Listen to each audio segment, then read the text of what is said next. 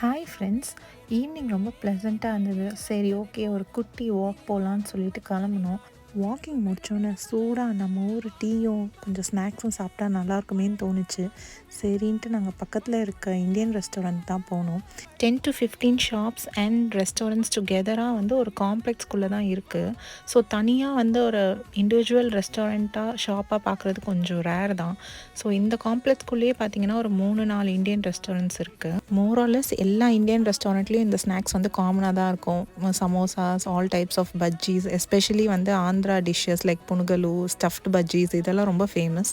But ஆனால் இங்கே ஃபுல்லாக நம்ம இந்தியன்ஸ் தான் பார்க்க முடியும். எஸ்பெஷலி வந்து பேச்சுலர்ஸ், பிகாஸ் இங்கே வந்து டீ ரொம்ப ரொம்ப popular. Like $1 you get tea. So அதனால் பார்த்தீங்கன்னா ஃபுல்லாக வந்துட்டு நம்ம ஊர் டீ கடை மாதிரி இங்கே எல்லோரும் வந்து ஹேங் அவுட் பண்ணுவாங்க.